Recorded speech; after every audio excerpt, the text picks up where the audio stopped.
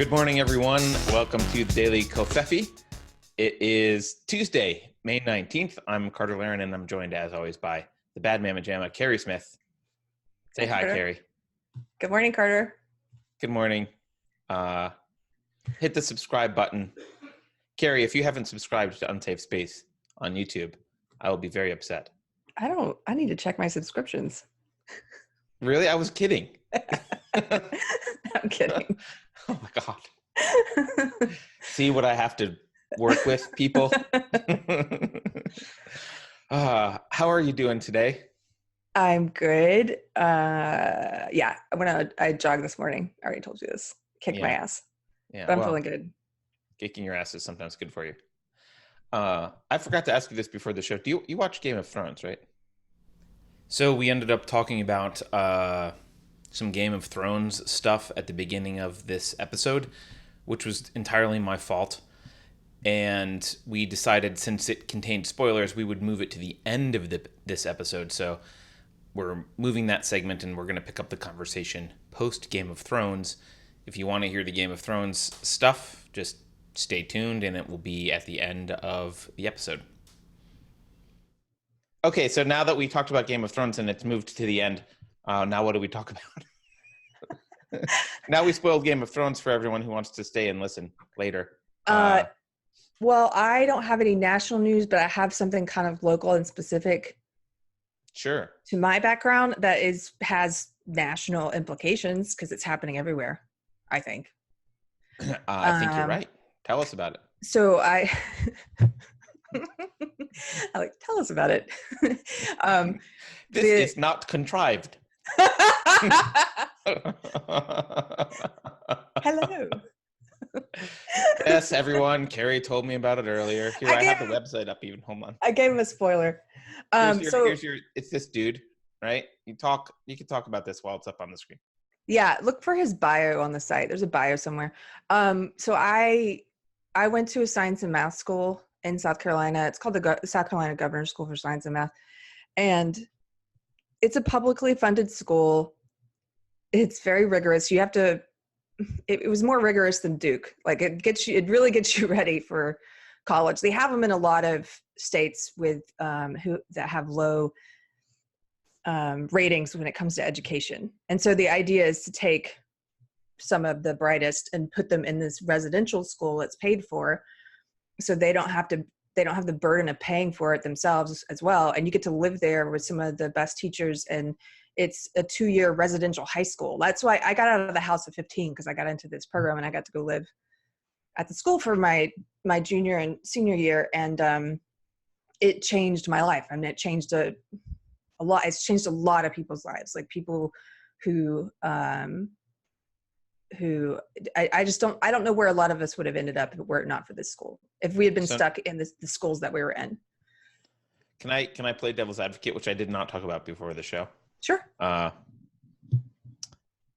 Did it impact your decision to become a social justice warrior for 20 years? No, actually. That didn't start until college. Just checking. Yeah. I mean, I started losing my religion at governor's school. But yes, I didn't start taking all that. They didn't have any of that. Women's studies, critical race theory, none of that crap. It actually was very focused science and math school. We had some humanities, but it was really focused on like science STEM. and math. Yes. Okay. And we had athletics, but that wasn't a huge focus. I was in the basketball. So what's the team. issue with this school now? So now that we know about your childhood. Okay, so the issue with this school is that there's been this petition going around, and there's a little buzz about it. And there's a message board for people my year. And so a lot of faculty who are there now and who have left recently, because there's been a high turnover rate recently, they are really upset with this new president who's been there, Hector Flores, who's been there since 2016. And so they have this petition circulating, and it's like, there's all these problems. They're trying to get older alumni like myself to get involved and read it. And so a bunch of us were trying to figure out, well, we don't know enough information. We don't know if we should sign this or not. But there were a couple different complaints. It's like he got rid of one of the courses, so students have a lighter course load now to make it easier for them. This is that whole like treating kids like infants thing. Right. Because He's that's the problem with modern education, is that it's too hard. Yeah, it's too hard. Let's make it easier. He has started this outreach program where they have, I think it's called Accelerated or something, but they basically have these coursework that they're giving to schools all across the state. And he wants to count those people as alumni of the school, which is kind of ridiculous because it's just like you're taking like an extra credit class at your regular high school, and it's not the same thing. But I think for him, then he gets to say, I've included, it's very inclusive, this program. So, but what made me ultimately decide to sign it, I read the petition. There's been a couple of news articles about it in the local news there. There's an article about how the faculty went to the board to complain about him. And then the IT department, he directed the IT department to delete the meeting minutes because the minutes of that meeting were critical of him. So went in and took this out of their email. Yeah, that's like, what you do when you're afraid of the truth. That's how you know someone is a scumbag. Yeah, censored. They're trying to censor the truth. Yeah. But what was funny is it says they got an email from their IT guy or something, all the teachers. It's like, to prevent further harm to those mentioned in the minutes, meaning the president, this message is being administratively removed from all Outlook mailboxes. That's Shannon, why you don't use Outlook, by the way. Use your own mail client. They can't pull that crap on you. Yeah. Shannon wrote, before instructing faculty to delete any copies or printouts.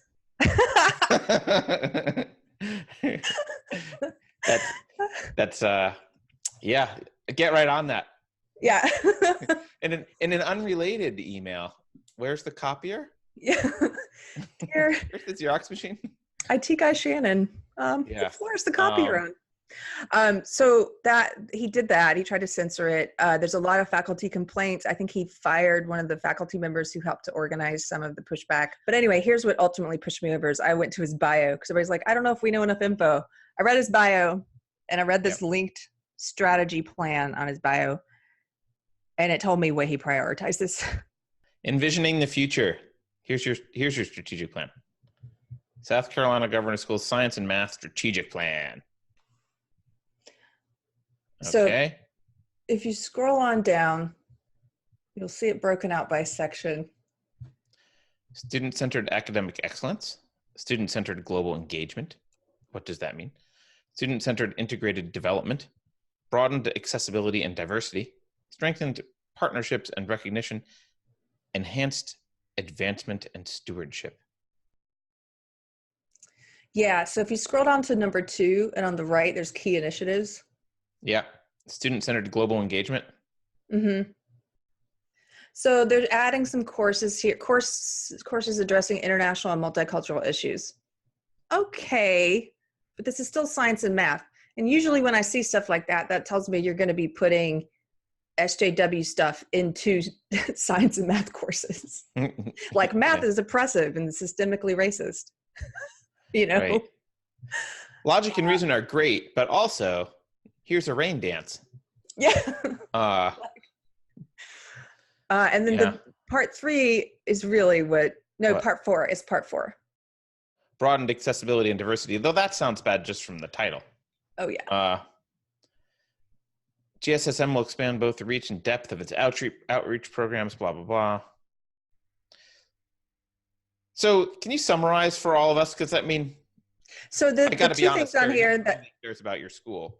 I know. Okay. Well, this is also broader trend you're wanting to point. The broader trend here is this. Let me go back to his bio for a second because this will tell you something about it. So if you get down to like paragraph 3 or 4, Dr. Flores has a strong interest in and commitment to the education of minority students and looks forward to applying many years of experience in diversity recruiting to attract a diverse population of students from across the state to the residential, accelerate, and outreach programs. He's also strongly committed to creating a truly multicultural campus and institution. Okay, why is that a focus of a school that's supposed to be about academic achievement. This is, again, it's what's happening on the national level. You see it at Harvard, you see it in the New York City specialized schools, and here it is at my science and math school. And if you go back to his key initiatives here in section number 4,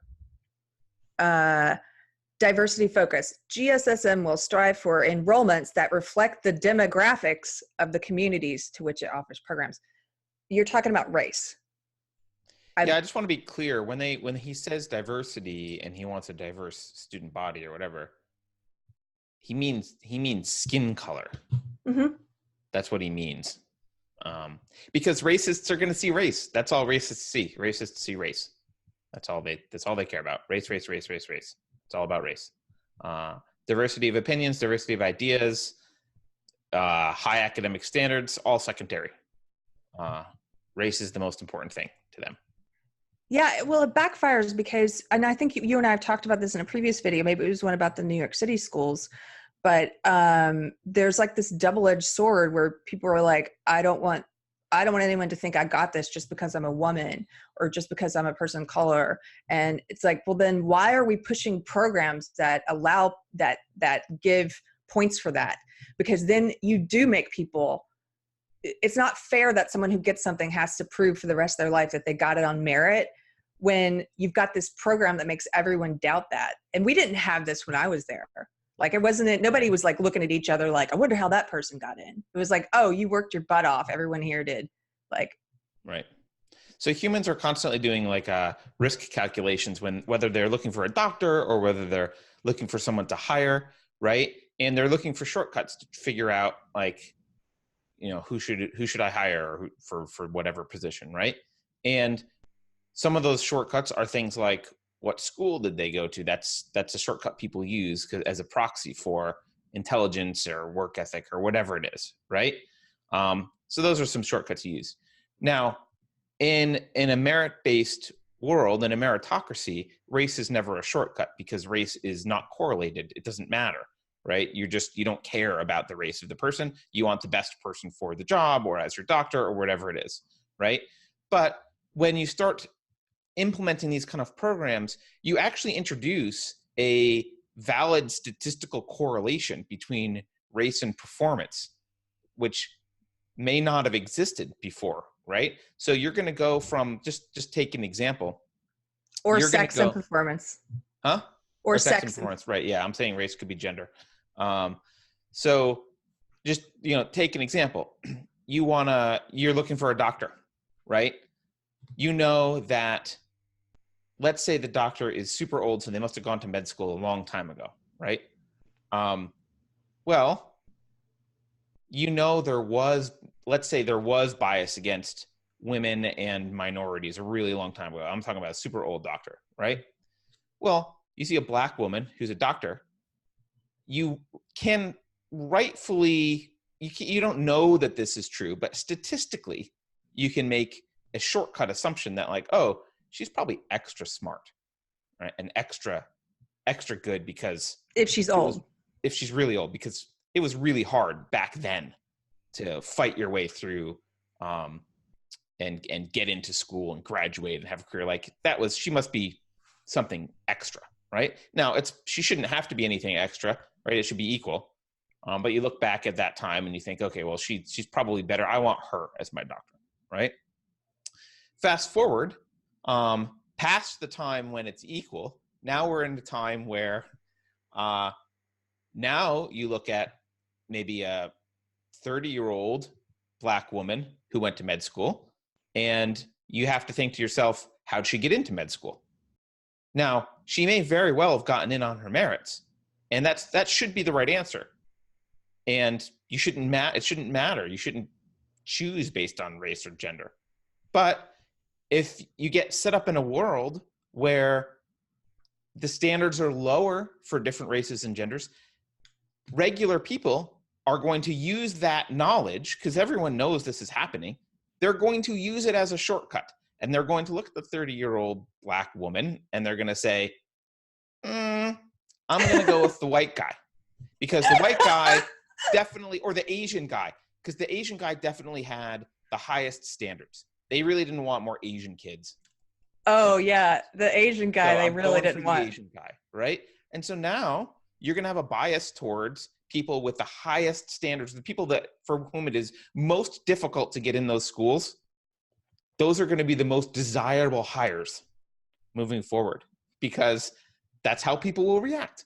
And that, like most stupid collectivist government programs, gives you exactly the opposite of what you claim you want, which is more blacks and other minorities getting jobs and achieving.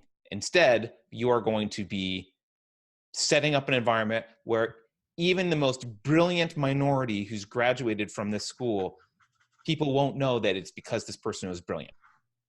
They will second guess it. Right or wrong, they will second guess it. And they will second guess it because you've set it up that statistically they're correct to second guess it.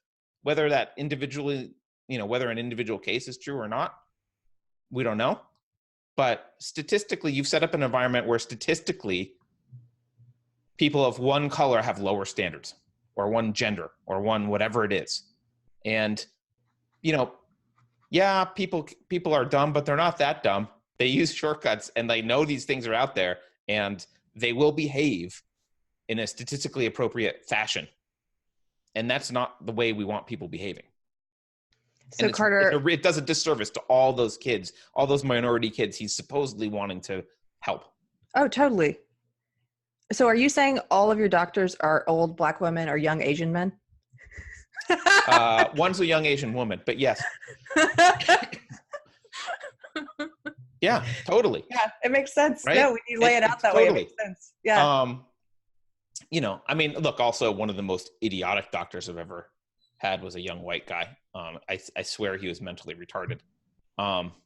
But so it's statistics. You got to judge people as individuals, and that's the right way to judge. But as a shortcut, it's a completely rational shortcut. For shortcuts, yeah. And that's dangerous. That should not be a completely rational shortcut. And it's only a completely rational shortcut because these racists on the left are so obsessed with race that they're setting up this system where regular people now don't know what to trust from the system. It's not a meritocracy anymore.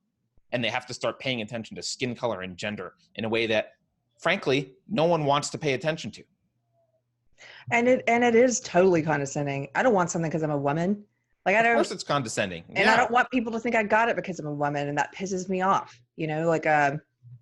But you might have if there's a program like that, you might have. Yeah, yeah. So, well, speaking of shortcuts, I think it's a reasonable, rational shortcut to see if you see something like this in a strategy plan or in someone's bio, striving for enrollments that reflect the demographics. Like that tells me all I need to know about your ideology, and that you're not operating on, you don't care about meritocracy. You just care about skin color. You're just a racist. You're a racist and a sexist. That's it. Yep. But you're pushing racism and sexism under the guise of trying to cure the world of those things. So you're good. You're like in Game of Thrones. You're like Danny. You can't. No spoilers. We moved to spoilers. Okay, that's right. I never watched Game of Thrones, so yeah. I don't care, but other people will care. I have an update on the milkshake throwing extravaganza in Europe. Okay, what is it? Here, I'll put this on the screen. So we talked yesterday about Sargon and Nigel, and actually Sargon, by the way, was hit 3 times with a milkshake from, I don't know if it was all from Burger King, but Burger King was all in on the milkshake hitting. Anyway, someone sends a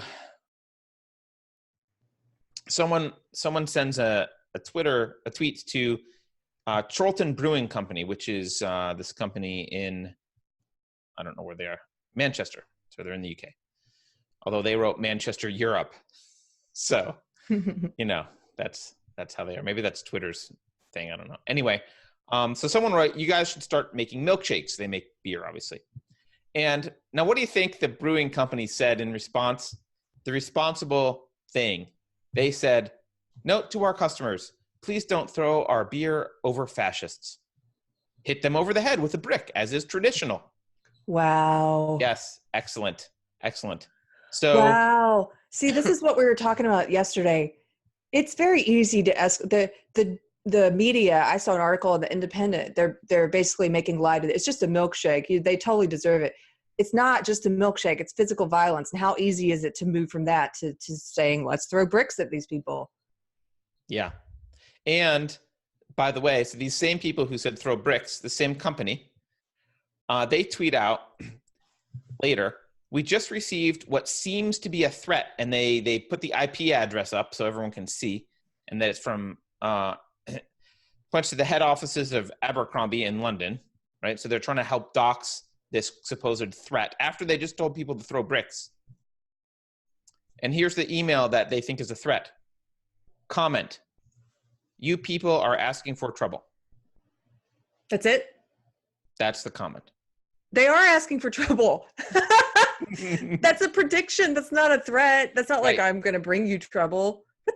What? Yeah. So this is the insanity of the world right now. You've got Burger King offering to hey, we sell shakes, throw them at people. You got this brewing company. I don't know if they sell beer or equipment or whatever, but you got this brewing company out there saying throw bricks at people, and then getting their panties in a twist when someone sends them an email saying you people are asking for trouble. It's so stupid. Wow.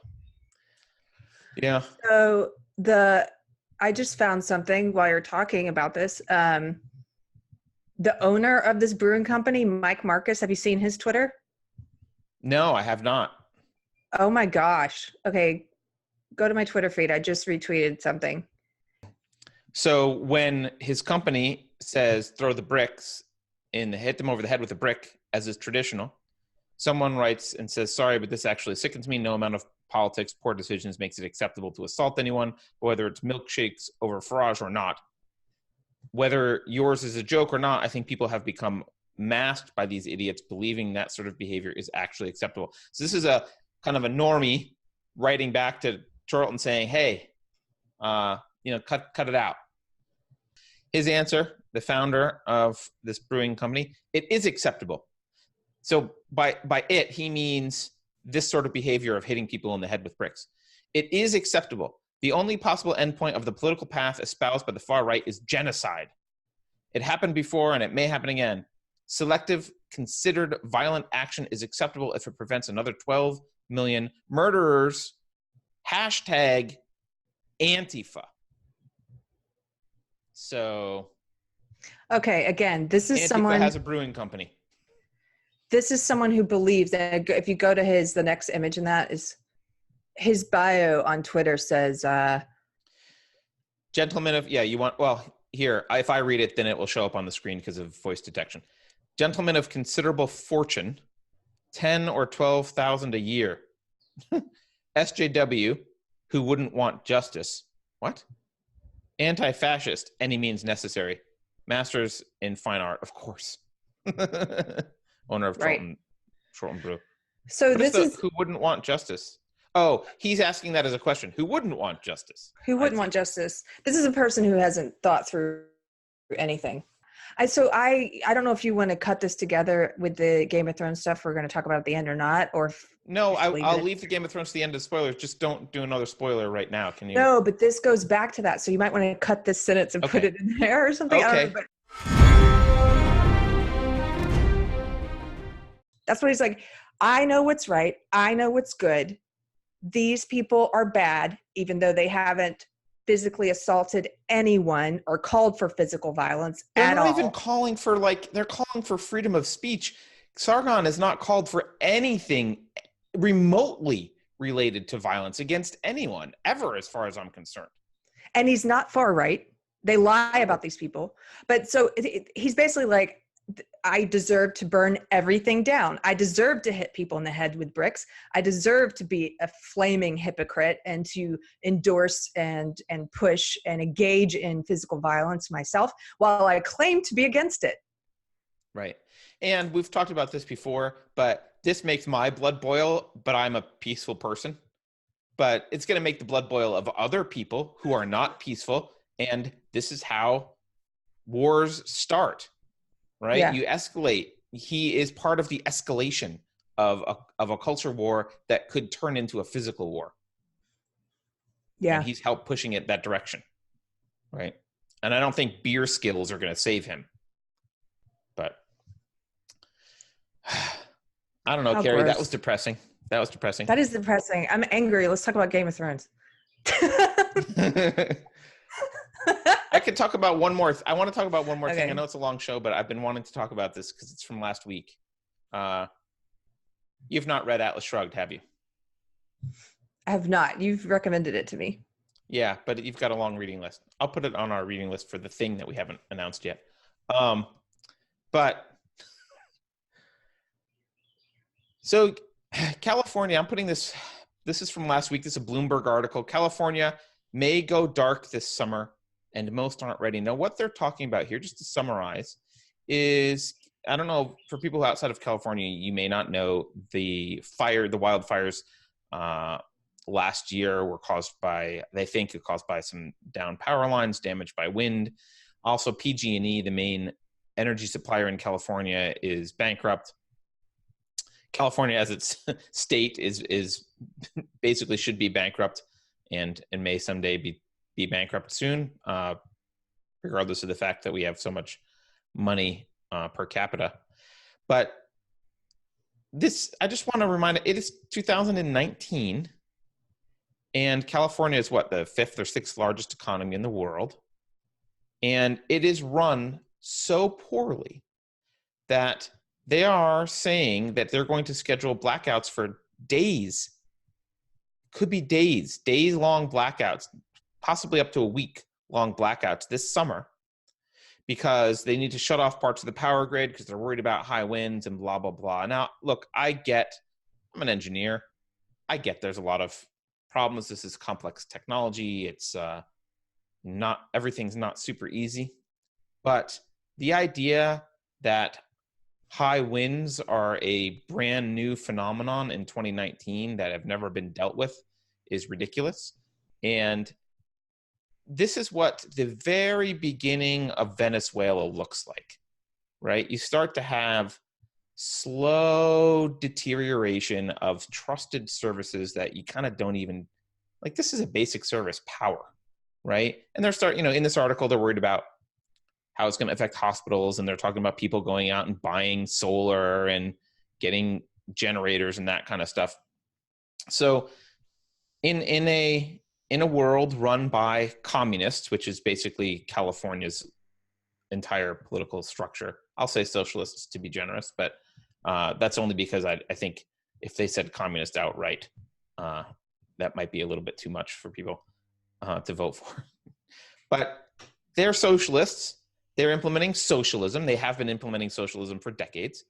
And this is where we are. We're in California. It has Silicon Valley and Hollywood, two extremely profitable and obviously Silicon Valley, highly technical and advanced area of the world. Not the most anymore. It's overrated now. But still, a lot of innovation, a lot of smart people, a lot of wealth. Hollywood, a lot of wealth. I don't know about innovation or smart people, but there's a lot of wealth. And what have they got? They've got a state that is not going to be able to maintain power for people. That's pretty. It's 2019, and California is going to have blackouts. Yeah. That's something that it should give you chills. And it's not, I know it's a minor inconvenience. Like, it may not seem like a big deal, but it's a sign of times to come. And Carrie just sent me this picture. Is this these things are, you want me to show? These things are incremental. So like when you were saying, you were talking about Venezuela, this is a picture I just saw recently of a street in Venezuela. That's money in the gutter there. Man, there you go. Well, let's be clear. That's fiat currency in the gutter. Yeah. But yeah. So That's not depressing at all. So I'm glad we ended on a non-depressing note. Here, anyone who's, let me do a public service announcement. Anyone in California who's interested in leaving this crumbling state, you're welcome in Texas as long as you don't bring your politics with you. They'll just leave those policies at home. Yeah, they're already ruining Colorado from what I hear. They're ruining Texas too. Yeah. Yeah. It's so crazy. Things fell apart there, but I have no idea why. Let's move somewhere else and do the exact same thing that caused the problem. It's like a smoker getting lung transplants. I don't even know if lung transplants are a thing, but like it's like a smoker getting lung transplants and being like, "Oh, great. I don't know why they failed." And then lighten up again. Like, what are you, retarded? How do you not know how it failed? Yeah. There is a disconnect there, though. I don't know what it is exactly, because I mean, I've mentioned this before, but I've talked to people here who've moved from California who've said to me, like, after a whole conversation where they talk about why they had to leave California because it became unlivable and all the various reasons why.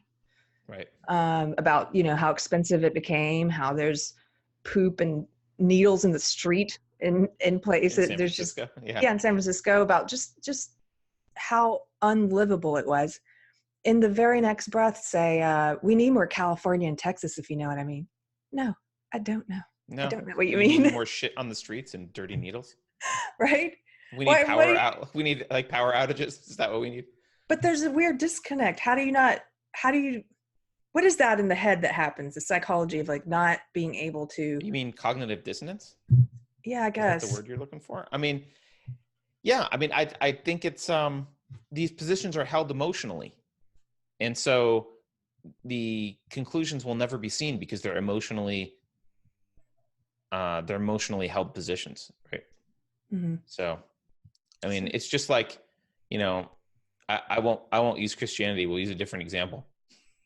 It's like someone who's a Scientologist or whatever, like pick a weird religion where they're worshiping whatever, like there's no talking them out of it. Everything is about the religion. It's all faith.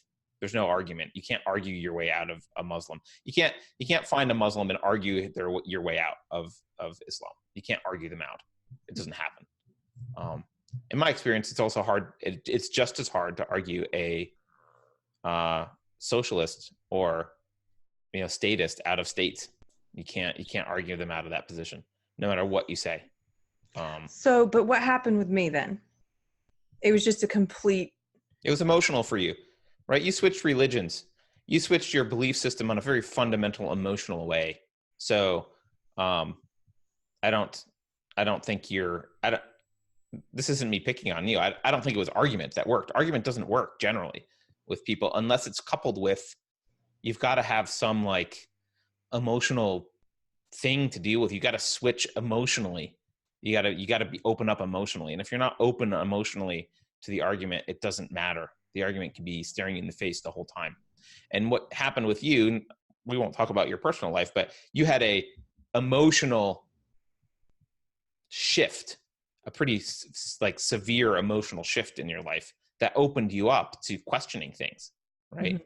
Mm-hmm. But without that, you wouldn't have questioned any of this. You'd still be a social justice warrior, right? That's a terrifying thought. Yeah. Hey. Well, I mean, that's why I think it's really important to teach children to have the maturity and emotional intelligence to be able to know when you're holding something as an emotional position and be able to accept that you're wrong, that you might be wrong about fundamental things. And it's not easy, right? I've changed I went the other direction from you, right? Mm-hmm. I abandoned Christianity, but that was it had been my entire life, and it was very important to me. And I was devout. I got up at 5 a.m. every day and read the Bible. I don't know many Christians that do that. It was very important to me. And becoming an atheist was a massive emotional shift. It was scary. It made me question everything. And that skill set is something I tried to hang on to. And I have changed my position on some pretty fundamental things since then. Not as fundamental, but it's important to be able to just, what I say is I'm wed to the process, not the conclusion. I'm wed to reason and evidence and logic. That's the hill I'm dying on. The conclusion, I'll be led there by, if I'm led there by reason and logic and evidence, then whatever conclusion happens, I'll accept, right? But I'm not wed to the conclusion. But these people are wed to, they're wed to I think they're wed to the sense of moral superiority and quote good that it gives them, right? If you don't have, we've talked about this before, if you don't have a moral code that you're adhering to and it's integrated and you understand it and blah, blah, blah, you kind of look for this around. And, these people are from California. Everyone around them said it's good to be woke. And so they just associate woke with virtuous, right? And so to them, they're walking to Texas saying, Texas needs a little more virtue. You know what I'm saying? That's what they feel. Oh, that's totally what that was. It's like, we're good, morally evolved people, not like Texans, right? I'm glad that we are here. Right. It's all virtue. It's all virtue. Yeah. And it's designed to make them feel better about themselves. Yeah. Right. Without thinking. It's hard to think. It's hard to question. It's hard to change your fundamental beliefs. I know as much as anyone. It's really hard to change your fundamental beliefs. It's scary and it's traumatic, and you can lose all of your family, all of your friends. You can lose everything doing that. Yeah. It's I will say this though, it is scary, but anybody who's in the middle, if you happen to be in the middle of a shift, it is so much better once you do that. I mean, in my experience, because I had a friend ask me recently, she was like, what's your happiness scale? Like your at peace scale now compared to when you were your most successful career wise, like when you were producing a television show, and I'm like even factoring in struggles you go through or, bouts of emotion you might have, whatever. Right. Factoring in variability. Yeah. Right. Factoring in variability. I'd say the highest I ever got to then was like a 6. And now it's like a 9. That's a big difference. It was 3 little points. And it just, I think back on, that's why I said it's a nightmare when I was SJW. You're not fully yourself because you're beholden to this ideology and, all the stuff. You self-censor, your sense of morals. I think if your morals are based on social justice ideology, they're based on emptiness, and you you're searching for virtue in a place that is ultimately hollow. And you feel like a fraud if you don't, deep down, probably, even if you don't recognize it. It took me a while to realize, oh, wow, I'm deeply unhappy with this belief system, Yeah. Yeah. I mean, this is what I used to coach. I guess I still do sometimes. I used to coach founders, startup founders a lot. And I used to do this exercise with them, which I always felt was weird and hippie and corny. And I'm like the opposite of a hippie in many ways, although I'm sure some people on the right think I'm a hippie.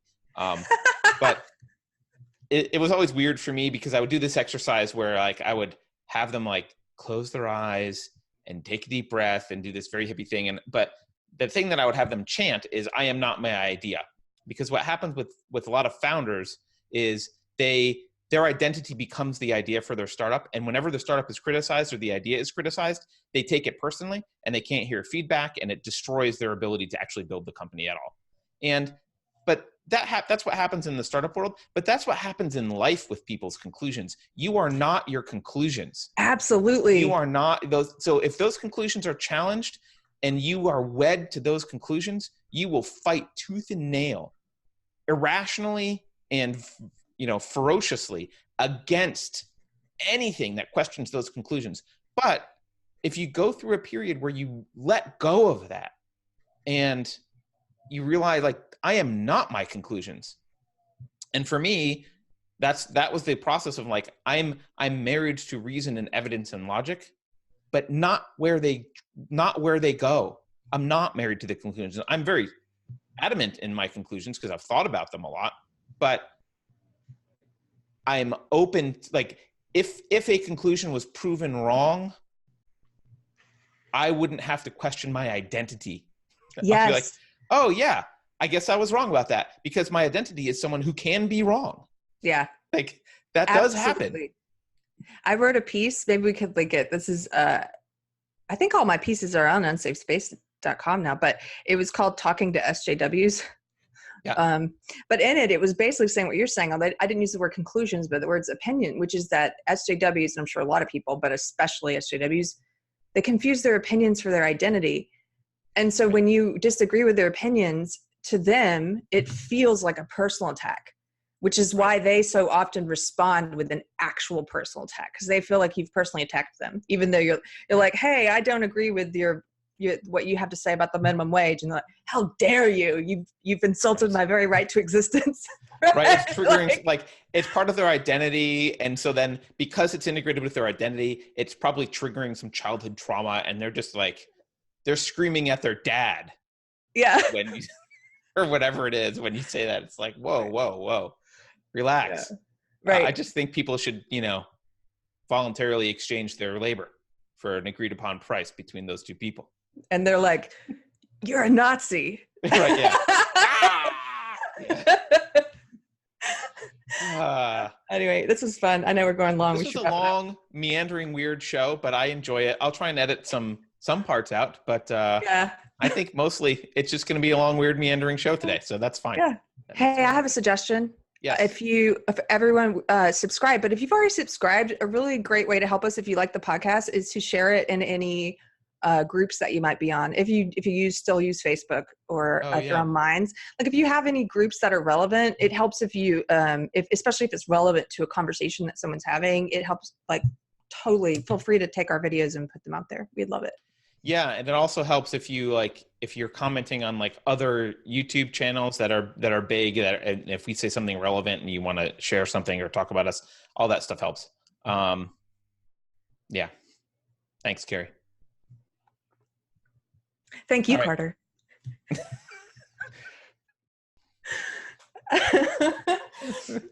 Thank you guys for joining us for Daily Covfefe. We'll see you tomorrow.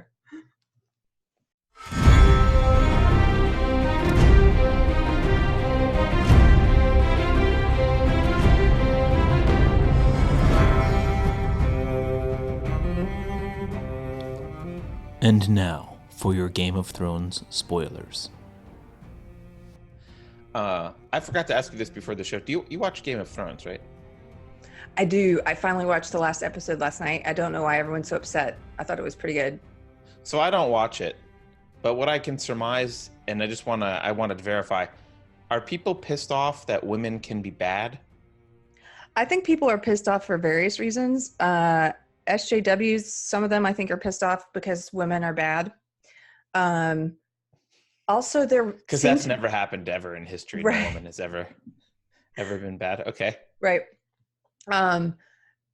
There are also people on the far right, I would say, or who are pissed off because, well, I don't know if Owen Benjamin's not. I don't know what Owen Benjamin is anymore, but I saw he was pissed off because he was like, it's an anti-alpha male story, and at the end, the people who triumph are a little person and a guy in a wheelchair, and he's like, the little midget wins in the end. Is that a spoiler? Well, oh gosh, I guess we should put spoilers on here for people. Well, he is one of the guys who triumphs. So let's put it that way. But here was what was interesting to me. It kind of was critical of social justice ideology at one point. How so? Well, because you've got this white woman who spends the entire series liberating people of color from slave traders, etc. But over the course of the series, you can see she also says she's willing to reign by, blood and fire. And she starts to, you see that come out where she decides to execute, like the people that she's willing to kill kind of expands over time, and it always does. It always does. It always does. And so by the end, she's taking this city And the city basically, when they ring the bell, they've given up and she should stop her fight. So they ring the bell, but instead of pulling back, They tap out and she doesn't. They tap out. She gets on her dragon and burns the whole city to death, including babies, children, like just kills everyone. She basically says before that, like, I've chosen fear instead of love. Like, these people will never adore me like the other populations have, so I've chosen fear. But when she kills them all, she's like, afterwards, she's all triumphant, like, and she's doing a speech that was very Hitler-esque, or it was like, we have liberated the people, talking about liberating, as she's standing on the ashes of the city, and she's getting her army all riled up to go and liberate other cities. And she, at one point, the guy who is like he's one of the wise people. He's her hand. So he's her advisor. At one point, he's talking to another character about how she believes herself to know what is good. And she envisions this utopia that's perfect. And when you believe yourself to know what is good and true, you are willing to do almost anything. And that's exactly what is wrong with social justice ideology. And at one point, one of the main characters asks her, what about all the other people? How do you know what's good? And she's like, because I do, basically. He's like, but what about all the other people who think they know what's good? And she's like, they don't get to choose. Only she gets to choose. Right. So I thought a lot of it was very critical of what we call social justice ideology, the ideology that we criticize a lot, that I used to be a part of, because they are so certain they know what's good that they're cool with justifying punching people, throwing milkshakes at people, they'll justify anything because they're convinced that they're on the right side of history. We hear that crap all the time. And what could possibly go wrong when you are infallible and, I'm on the right side. Well, it's that attitude of like, history is written by the winner. Right. So, right. That was the first discussion we had about Game of Thrones, which contained spoilers. And now here's the one sentence that was in the discussion about Trollton Brewery and Mike Marcus, the founder, that also contained a spoiler. This is okay. It is. He says it is acceptable. The only possible endpoint of the political path espoused by the far right is genocide. This guy at Chorlton, what's it? Chorlton Brewing Company. Brewing? Yeah. He's Danny from Game of Thrones. Well, that was your Game of Thrones spoiler. I hope you liked it. Maybe we should edit that and put it at the end with a little warning. No, let's edit a warning at the beginning. We'll just be like flashing on the screen. I'm kidding. Well, I don't want people to have to skip. That's true. Okay, yeah, we'll put it at the end.